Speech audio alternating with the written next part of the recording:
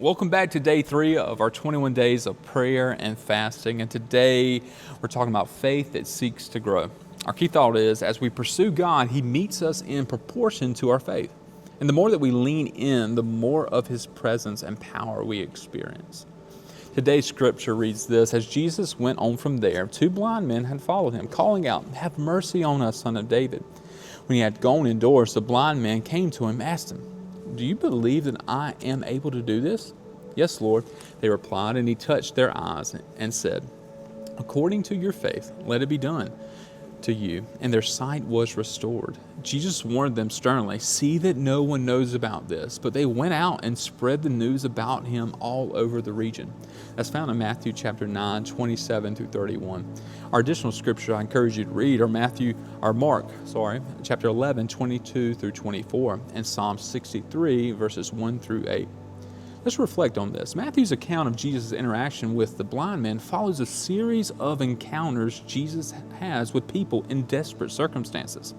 Matthew chapter 9 opens up with Jesus responding to a desperate measure of friends of the paralytic man, followed by a man who asks Jesus to come with sobering words, "Come see my daughter. My daughter has just died, but you can come and lay hands on her and she will live." Jesus rose and followed him, only to be detained by a woman desperate enough to reach for the hem of his garment, and she might be healed.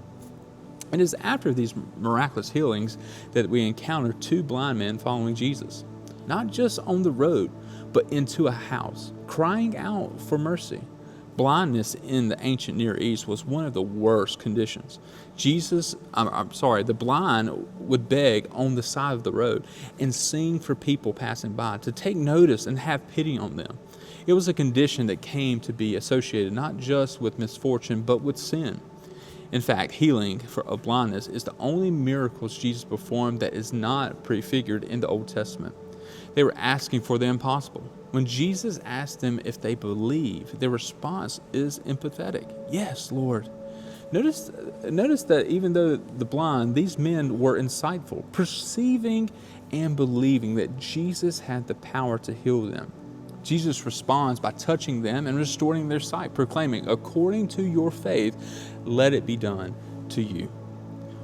That was something about their desperation and their condition that informed their expectation.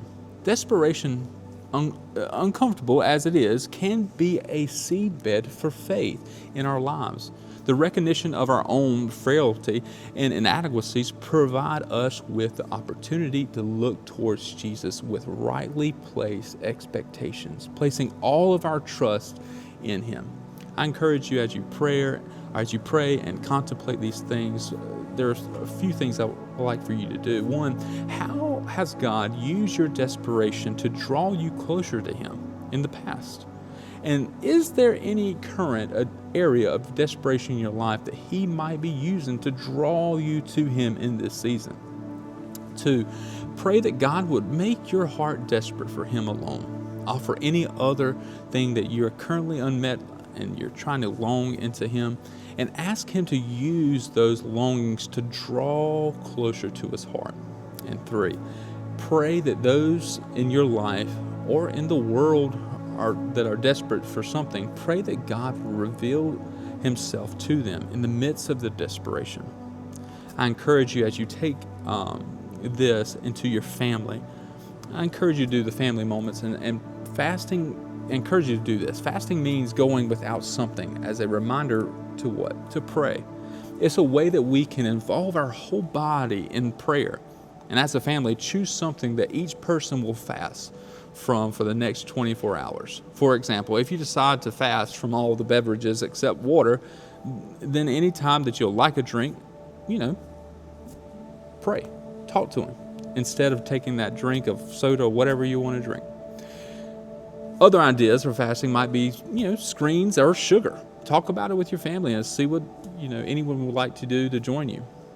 And as you pray, our trust grows as we become more aware of God's presence and share examples of how you've seen God at work in the past. And share what feels hard or scary right now.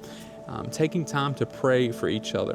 And as you pray, I encourage you to come out at night Each night we'll be praying here at the church at 6:30 in the sanctuary, and I encourage you to come with your family as you seek the Lord in these 21 days of prayer and fasting.